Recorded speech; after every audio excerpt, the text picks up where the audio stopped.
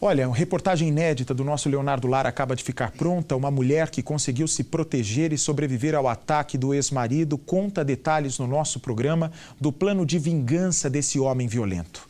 Mesmo sem conseguir atingi-la, ele a tornou testemunha de um crime bárbaro. Olha só o que ele fez. Essa história é macabra. Matou na frente dela um conhecido por acreditar que havia um relacionamento entre os dois. Edênia Rocha da Silva tem 37 anos, viveu parte da vida debaixo do mesmo teto de Macário, um homem perigoso com quem um dia foi casada. Os dois tinham um bar em Taboão da Serra, aqui na Grande São Paulo, e também trabalhavam juntos. Macário e Edênia já tinham botado um ponto final no casamento de quase uma década, mas ele fazia de tudo para que a mulher não conseguisse levar uma vida longe dali. As ameaças eram constantes, até que um dia, num ataque de fúria, vem para mim, por favor, Macário volta a ser cliente do bar e comete o pior. Acompanhe comigo.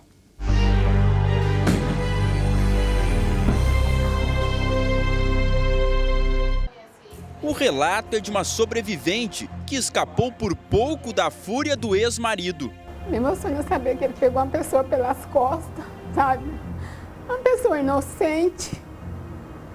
Uma pessoa que sequer teve chance de defender.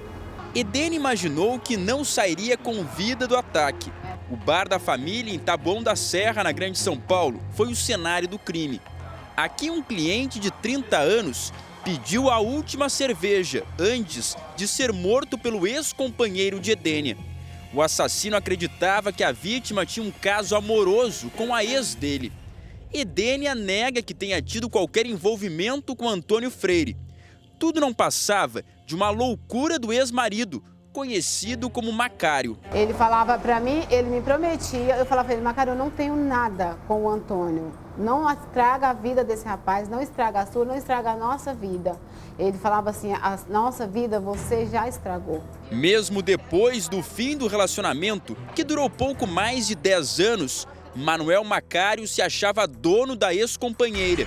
O pensamento de um homem desequilibrado. Não foi um surto, não foi uma crise de momento, porque ele sempre falava para mim, ele vinha planejando a morte desse rapaz há um mês.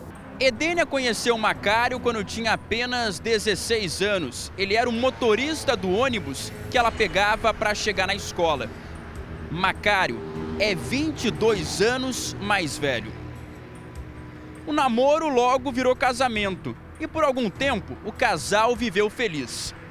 Mas nos últimos 6 anos, Edênia decidiu colocar um ponto final na relação. Mesmo assim, os dois continuaram vivendo no mesmo lar e trabalhando juntos no bar da família. Essa convivência acabou não dando certo. A vida de Edênia virou um pesadelo. Ela não tinha dinheiro para se manter sozinha com as 2 filhas e por isso permanecia ao lado do ex e passou a viver sob ameaças. Macário se aproveitou da situação, chegou a obrigá-la a manter relação sexual com ele. Mais uma das tantas agressões daquele homem violento e perigoso. Minha família falava para mim, minha família quando conheceu ele falava para mim, nossa, muito cuidado, porque esse Macário é ruim. Ele falava que ele ia fazer uma coisa aqui que nem a imprensa ia conseguir cobrir. Semanas antes do crime, o ódio de Macário se voltou contra Antônio, um homem que não tinha nada a ver com a vida do casal. Não foi um surto, não foi uma crise de momento, porque ele sempre falava para mim, ele vinha planejando a morte desse rapaz há um mês. Naquele dia, o bar que a vítima frequentava para se divertir virou cenário do crime brutal. Antônio era um cliente fiel, vinha no bar todo fim de semana. Naquele dia chegou por volta de 9h30 da manhã, era um sábado. Antônio, como de costume, sentou nessa posição. Ficou aqui de costas para o balcão. Edênia lavava a louça da noite anterior naquela pia. Os dois nem se falaram. Edênia queria evitar qualquer confusão com o ex-marido.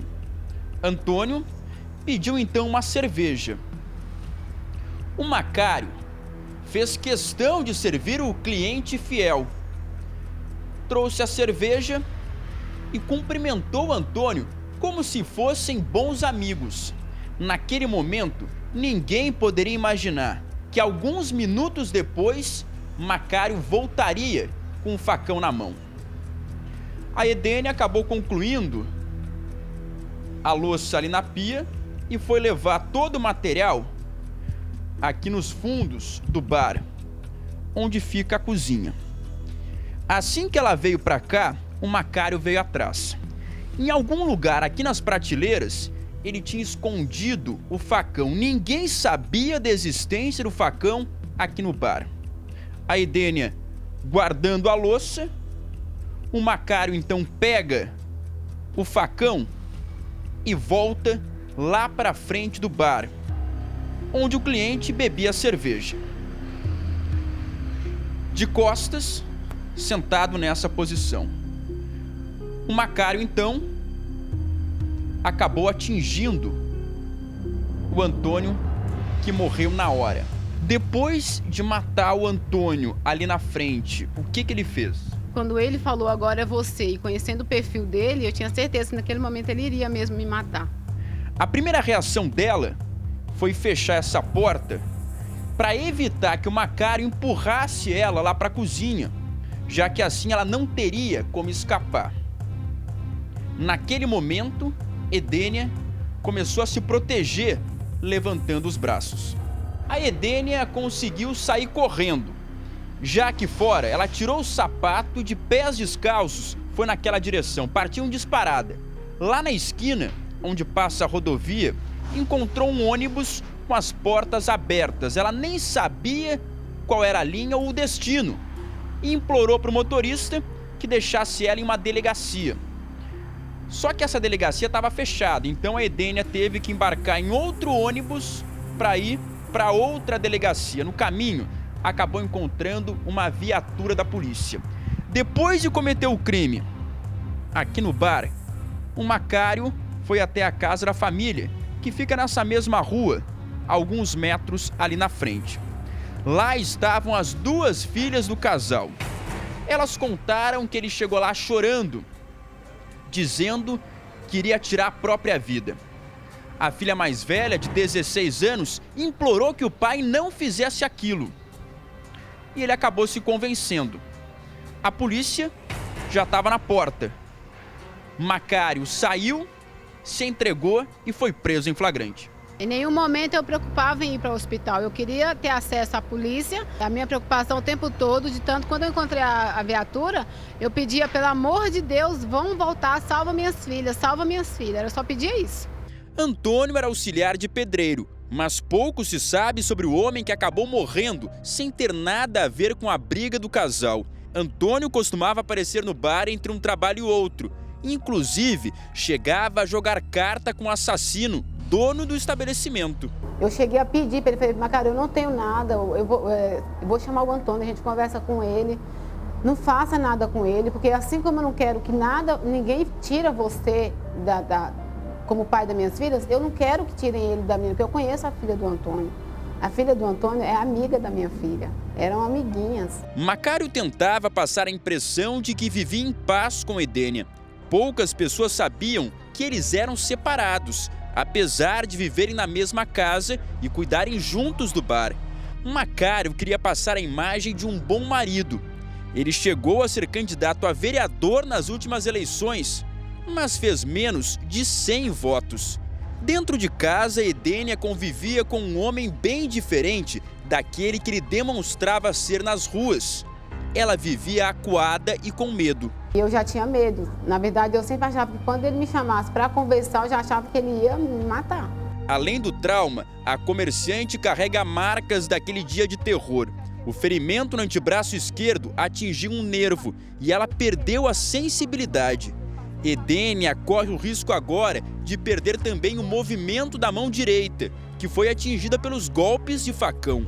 O medo dela é que Macário deixe a cadeia e volte, disposto a terminar o que começou naquele dia. O bar acumula dívidas e Edênia faz o que pode para tirar o sustento da família. Mas trabalhar aqui não é fácil para ela. A memória daquele dia de horror ainda é muito presente. Para ela, um sentimento impossível de esquecer. Hoje a imagem que eu tenho dele é de um homem muito ruim. Não é de um homem bom. Lamento porque eu tenho filhas com ele, tenho uma filha pequena. Se eu pudesse voltar atrás, pudesse ouvir o que a própria cunhada me falava, eu não sei. Talvez teria que passar por isso, mas talvez hoje eu não estava nessa vida.